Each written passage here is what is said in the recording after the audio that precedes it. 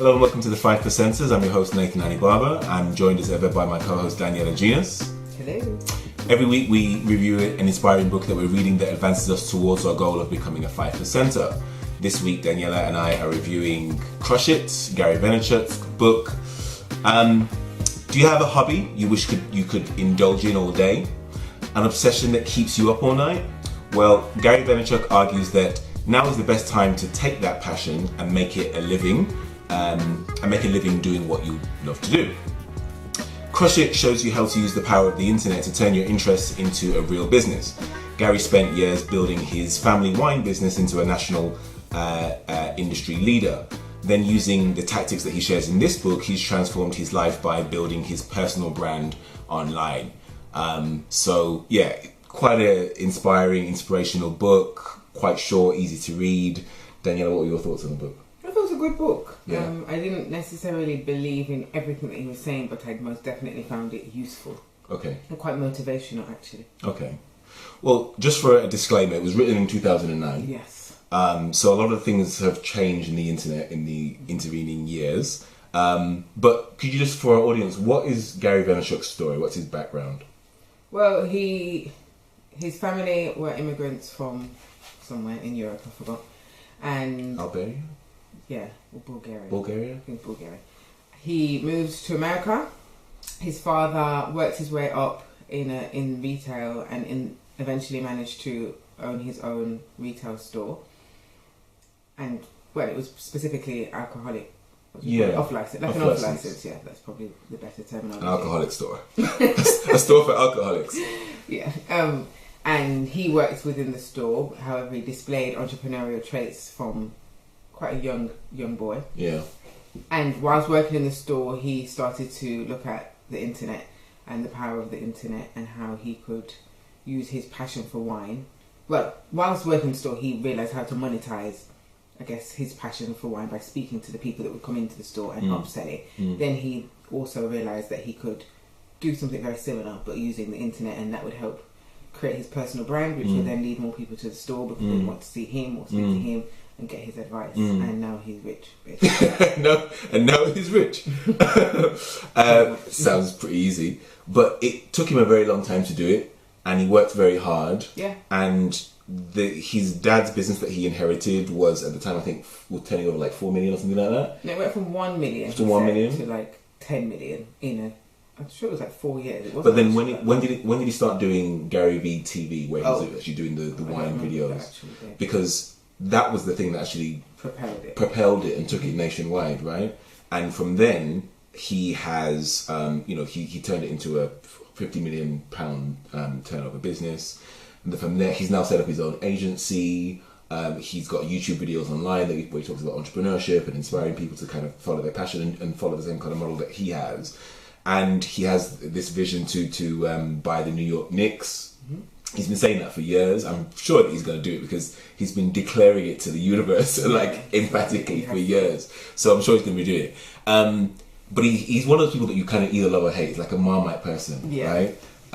He can be kind of brash and overconfident and even just the name. And this is one of the things that I didn't like. The name of the book put me off, But I just goes to show you shouldn't judge a book by its cover.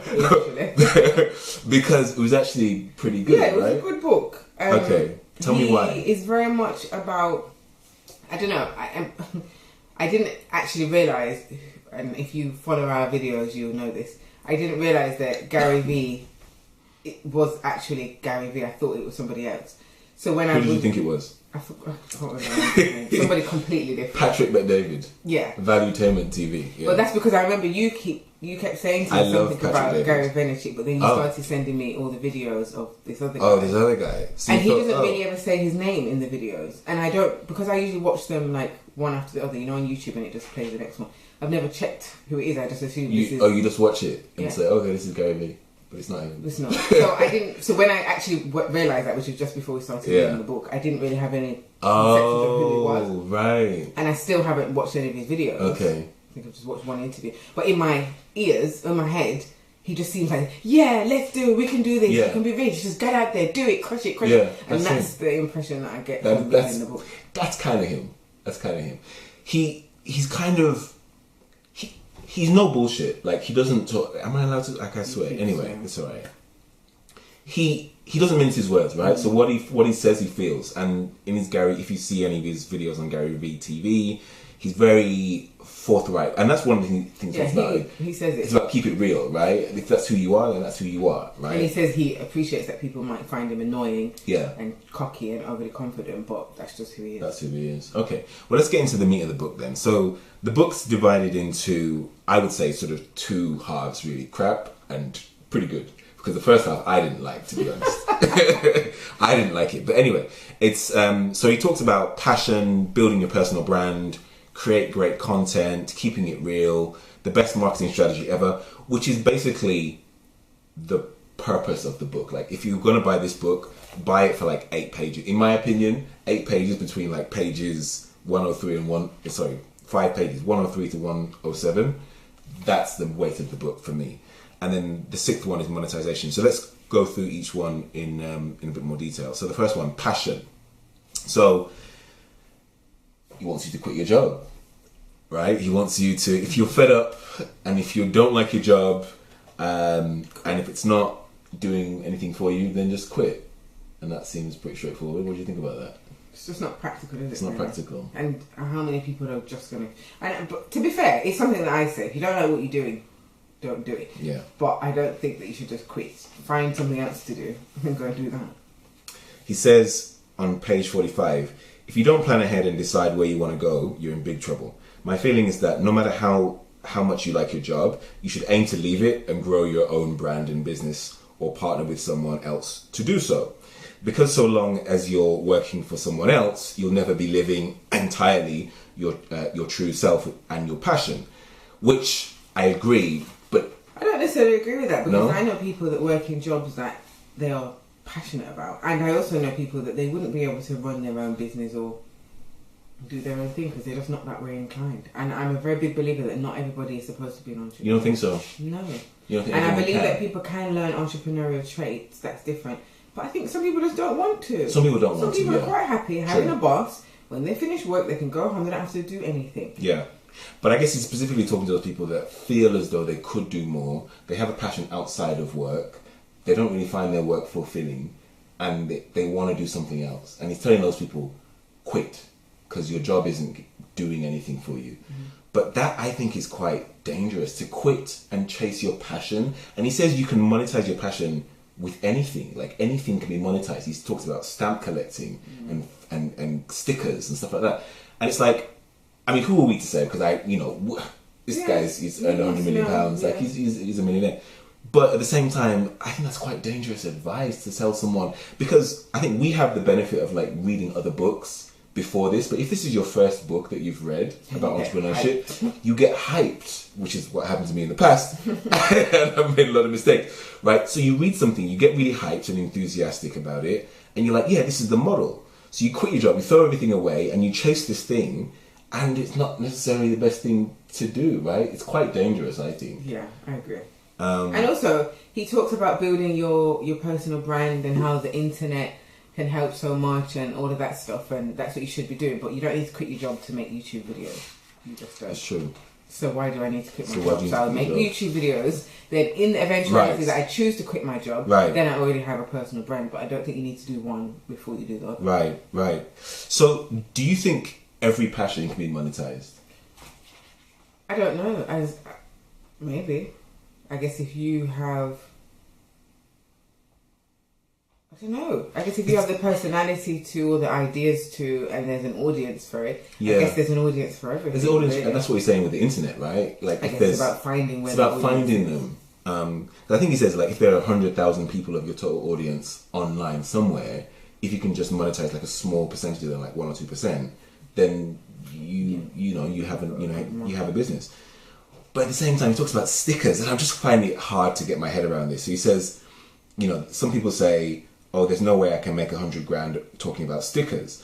And that's why you're going to crush it, because you're the type of person, you're the type who's going to say, stickers, hell yeah, stickers. And I've written here, that's quite dangerous advice. Like, so quit your job, start talking about stickers, and then go and make him and then crush that him. was my husband would probably be What do you mean you're going to create a life around stickers? And that's not to say it's impossible, but right. You can't just quit your job for stickers. So Yeah. That doesn't really make any sense to me at all. Yeah. But I guess if you have the belief, but you know, this is I don't know. I think he's coming from this perspective of because he did it, you can do it. But you didn't do it with stick. You did it with wine. It's a very different thing. That's a complete. Everybody loves wine. It's just not the same. Like food. He talks about food. Yeah, I think that actually I love food, and I started thinking maybe I should do a food blog because I love food. Yeah. And I think that that's something that there's a young guy that I've seen recently, which I find hilarious, and I believe he's going to be a star. The chicken connoisseur. And he's been going to chicken shops. So the young guy? Yeah. And recording videos. He's like 8. They are How old is brilliant. he? No, he looks like he's about 30. They're really good, and he's reviewing chicken shops. Yeah, I could see how he could build something around that because people like chicken, and he's funny. But if he was doing stamps, stickers, like I don't know. I find it difficult. Well, because you like chicken, but if you like stamps, no, because for example, I'm trying to think of something I don't like. I don't like cars, but I could see like I'm not. Well, I do like cars, but I'm not a fanatic about cars. Right. But I could see how people doing videos about cars or writing blogs about cars or being passionate about cars could be monetized. Yeah. And there's also like obscure things. I can't think of anything off the top of my head at this point, like washing machine repairs. Yeah. That I also am not interested in, but I could see that you could create something around that. Okay. For like plumbers or something. Yeah. I don't know. But stickers is just a far stretch from my mind. He does put a disclaimer in on page 52, and he says like after saying quit your job, follow your passion, do what you want to do. On page 52, he then puts a disclaimer saying you can monetize any passion, but the level at which you can monetize will be affected by the size of your niche and whether you're able to differentiate yourself from other players within it.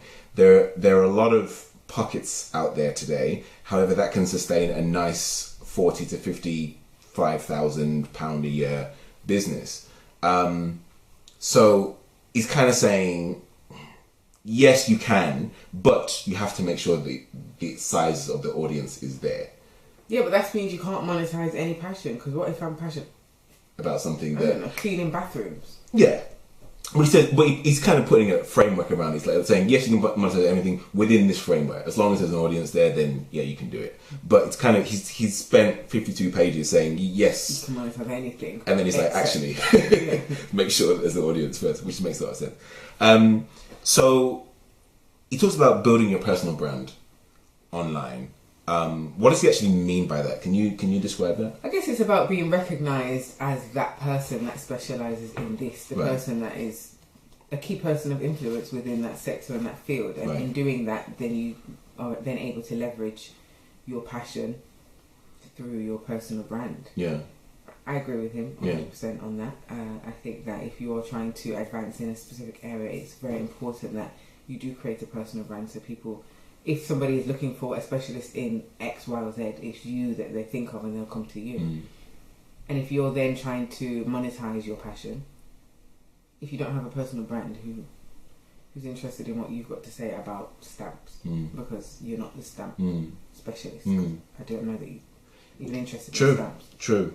So he says developing your personal brand is the same as a living, breathing resume or CV in the UK. For every second that you're working, right? So he's basically saying that the CV is irrelevant, becoming irrelevant. Well, yeah, if you send your CVs and then they want to check. I was doing something the other day. I don't know why I had a job application, but on it was asking for your Facebook profile, your Instagram profile, your Twitter profile, your Google Plus profile, your LinkedIn profile, your YouTube profile. And I was like, what was this, a job? Really? I don't remember what it was, but I then asked my friend, who I guess has been applying for jobs consistently for the past couple of months, and she said, yeah, that's actually quite standard. And I was like, this is weird. You've been out of the job market way too long. It's like, no, I would not asking for your...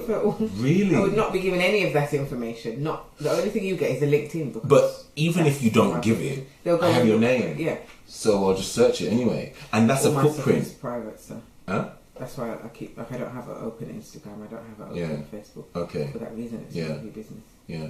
But still, it's the kind of thing we have to be careful about what we put out there because even if it's private, like other people can share it and whatever. So it's that footprint that's going to be there forever. And that's kind of, it's a scary thing about the internet, but it's also quite freeing, I think, and liberating because it just says that you can just create your brand and create who you want to be. But you have to be careful that what you say and what you share is representative of who you are and what you believe. And what you're trying to build. Yeah, because if I was rejected for a contract, for example, on the basis of my personal beliefs that they saw on Facebook, I'd be fine with that because I share stuff that I would openly discuss in public. Yeah. Okay. But if you're not, if you've got some sort of deviant opinion that you wouldn't be prepared to stand by, then you need to keep that away from your personal brand. Yeah. Okay. All right. He talks about keeping it real. So being yourself, you'll turn off some people, but that's okay. And he says it's good to do that. So he says, obviously, it's important in building a brand, you have to create content. He's a lover of creating video content online and expressing himself quite powerfully and forcefully doing that. He swears a lot. He uses quite expletive language. I don't swear a lot. I have been known to swear sometimes. But but he says in doing that, and he says he knows, as you said, he knows he doesn't resonate with everyone, but he says those people that don't like him just won't come, but he attracts more of the people that he does. Tell me about that idea. Like, do you like that? Yeah, I think it's true. I think people spend a lot of time trying to create this brand, and this is something that I notice in the, I'm not say the sector, but within the city that I live, I'd say. There's a lot of people that want to be seen as a specialist in this area, or the person that does this or that. And actually, because they're so desperate to be seen as that, then they're not necessarily being genuine. And you can tell. And for me, I don't know about for everybody else, that makes me I'm not interested in what you have to say because you're not authentic. I believe in being authentic. And yeah, well, that's pretty much it. I think in order for people to take you seriously and take you on board, you need to be your true self. Otherwise, people will see through you. And why am I going to believe what you tell me when you're not even you? You're not even being you. You're not confident enough to be you. Yeah. So why am I going to believe what you're trying to tell me? Exactly. Doesn't make any sense. He talks about investing in the important stuff, and this is something that we've been discussing recently, or at least I have anyway, about camera equipment. Yeah. When I was reading that, I did think of you. Right? Isn't that interesting? Because basically he's saying, like, don't worry about like getting the most important equipment or the most expensive microphones and stuff. Like, just get your content out there because you'll be able to afford the other stuff later on down the line. It's not about the equipment, it's about the content that you're... Yeah, which is, as you know, that's the opinion that I've had, which is why I record on my phone. Yeah, but at the same time, you want expensive designers to design your website. I don't want expensive designers to design. Well, and he also says, of all of them that you need to invest in... It's a very good point. Is your website, because that's your shop front. And I've always, as you know, that's always been something that I said. True. I can do other things on the cheap, but the one thing I will not do on the cheap is my website, because that is the face of my business. If it looks shoddy, then how are you going to trust me to do good work for you? True. With you. Yeah. He talks about hustle and working really hard, and like his whole approach, like even whatever you say about Gary Vaynerchuk, whether you like him or not, he's a hard worker, and that's one thing that he says can level the playing field between you and any other multimillionaire or successful person or someone ahead in your field. If you are able to work harder than them, then you'll be able to catch up and surpass them ultimately. I don't know. You're not sure about that? I agree with the working hard, but I don't know if you can surpass someone just through working hard, because they may have additional talents and skills that might surpass you. Well, it's funny because one of the things that I remember him talking about in his videos is the two ingredients of success are talent and ability and hard work, right? So you can make it if you have talent and ability, and you can make it if you have hard work. But if you marry the two together, that's an unstoppable force, right? If you just have hard work, then that will take you so far. If you just have talent, that will take you so far. But the two together is obviously something that you really... And that goes back to what Malcolm Gladwell said in his book Outliers that we reviewed a couple of weeks ago. It's about hard work and determination, but it's also about the natural talent ability, right, that you have. But don't you think those abilities can be grown through hard work? Like if you have a talent in something, however small it is, don't you think you can cultivate that? And yeah, but if you have no talent in it, then no, I don't.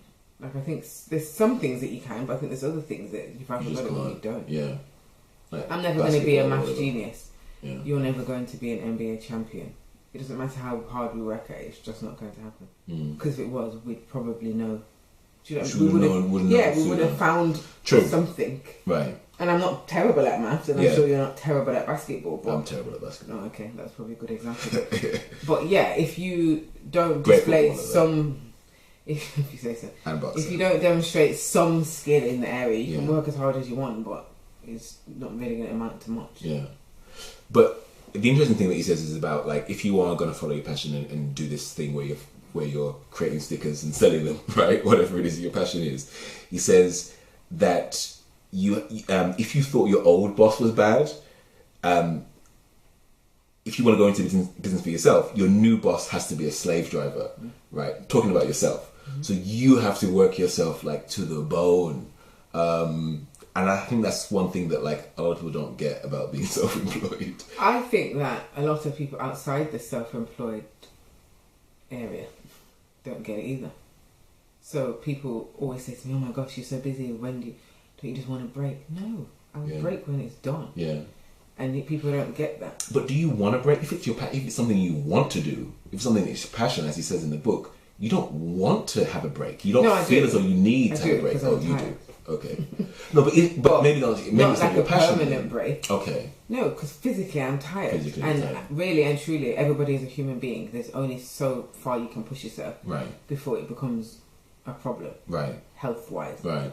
So I would like a break at some point, but as I keep saying to people, if I'm trying to be a success, the break is not now because I'm not even 30% of where I'm trying to get to. Right. So no, you do have to work hard. Right. You have to work yourself ragged, really. Okay. And truly. Now we're getting to the point in the book where this is my favourite part of the book, right? So I think you can buy the book from pages 103 to 107 alone, because he talks about the best marketing strategy in the world. So if you've created this content, whether it's videos or e-guides or white papers or whatever it is that you have to sell or offer, how do you get it out there? How do you market it? And he has a 13-point checklist that you need to do in order to create an audience, create a community, and then monetize that community. Do you remember what they are? Should we just sort of read through them sort of really quickly? Well, I'll just talk through like 3 or 4 of them. So effectively, what he's saying is, create your website or your Tumblr account or whatever it is. Get a designer to do it if possible. And then create your content. Create it every day, he says. Create regular. If you're doing YouTube videos, create YouTube videos every day. And then the interesting thing is that he says, if you're on, create a Twitter account and then search for all Twitter, any related topics related to your field. So if you're in accountancy, for instance, search tax, 401ks, whatever it is, and then follow all of those people. Do the same thing in Facebook. Do the same thing for blogs. Comment on all of the posts. Any other social network, or the other social networks that have come out recently, so Snapchat and Instagram come to mind, obviously. And then he says, incrementally, if you comment every single day and engage in conversations, people will start to know who you are. They'll come back to your site. That's when you can then have a lead capture on the site to then capture them. And slowly you'll start to build your audience one by one. He says, don't think this stuff is going to happen overnight. Like, it's not going to happen overnight. It takes time to do it. It's a marathon, not a sprint. It's not a sprint. And that's something that we've learned from so many other books. Mm-hmm. So what do you think about these 13 points? Agree? Disagree? Yeah, it makes sense. Yeah. I agree. Are you doing them? Are you going to do them? I'm doing some of them. I think that the commenting thing is quite interesting. Why? Just because I wouldn't have considered putting a commenting strategy within my marketing strategy. And I do comment occasionally on different things, but not consistently. Actively, yeah. And I think, it makes sense. It makes sense, right? Mm-hmm. Yeah. To maintain that. Very time consuming. He was saying that he was going to bed at like 3 a.m. in the morning, getting up at 6, 3 hours sleep. When you're young or when you're footloose and fancy free, you can do those things. When you've got a baby or family, it's not always possible. But yeah. So I'm just wondering, like, for other people out there that are struggling to do that, like, do you think it's better to just have focus on one maybe social network at a time, and just instead of trying to do like 5, because it's a lot of time. Yeah, I think so. I think pick the 2 that are most relevant to you, because also you can spend time on, like somebody who's doing a business was asking me the other day about Pinterest and whether they should use Pinterest, and I said, well, if you've got loads of stuff that you think people are going to be interested in terms of the pins and the boards or whatever, then maybe, but if that's not where your target audience is, then don't do it. Yeah, so it's about where your target audience is. Yeah. Okay, let's wrap this up now. So critiques. I thought it was a good book. It was very easy to read. His tone wasn't necessarily something that I particularly enjoyed, just because he seemed like a kind of guy, and that's not how I best take information. But it was a good book. I just think some of the ideas could be a bit misleading. I would definitely say. Yeah. You could lead somebody down the garden path. I'm going to set up a business talking about fruit juice because I'm passionate about fruit juice. Really, it's not actually work. That could work. Okay. You could get sponsored by some fruit juice companies. I don't know. But that's true. Yeah, I just think that some of it could be a bit misleading. Right. Okay. Anything else? I think that's mainly it. Mainly it. Yeah. My criticisms were that, the advice was quite generalist, apart from the page 103 to 107, quite generalist. It's like, tell your story. It's like, okay, great. Well, how do you do it? Yeah. How do you actually do it? Create great content. Okay, great. But how do I do what is great? Yeah, exactly. And there was a section in the book where he just talked about the different social networks. This is Twitter. This is which I just thought people know that. I just flipped through. But I guess it was in 2009. People may not have maybe contributed, because I was reading it like, where is Instagram? Why is Instagram not in this? And then I checked it and I was like, that's why Instagram is. Yeah. So imagine how these things like just take off as well, because like now Instagram is what you talk about, right? And Snapchat, and just a few short years ago, like this weren't. So okay, rating. I'll give it an 8. Okay, that's high. I think it was good. Why not higher? Because it wasn't that good. Okay. All right, cool. 7 for me. 7, strong 7 though. Okay, what's the next book that we're reading?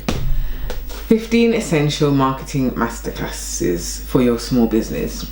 Powerful promotion on a shoestring, which is what I need right now. Yeah, I think we both need it, to be honest. And then just following on from just the marketing that Gary Vee has said, basically this comes really highly recommended from a lot of members of the Chartered Institute of Marketing.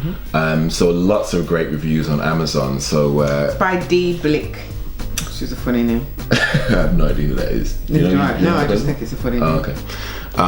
But yeah, would you just on Crush It? Would you recommend this to people? Is it something that you'd put up there as something? Yes, because in a positive critique, I did find it quite motivational. And actually, even though I said I don't like his tone, I think his tone made it motivational. Like, you can do this. It kind of felt like I was getting a pep talk from a coach. Like, you can do this. You can just go on. Yeah. Just think about it. And I guess because of where I'm at, I think a lot of that was much more relevant for me than it would be for somebody that's not. If someone was still in their job, I don't think it would be as helpful, because the jump from having a job to being an internationally renowned wine seller, I think is just too big of a jump. Whereas I think if you're already in the process of setting up a business, or in the first year or so of running your business, I think it can be quite motivational. Right, okay. Well, that's everything from us, guys. Thank you very much for your time. Thank you very much for your time, Daniela. We'll see you next week. Remember, your success is something that you create through the person that you become. So become the best possible version of yourself. Thank you. Thanks.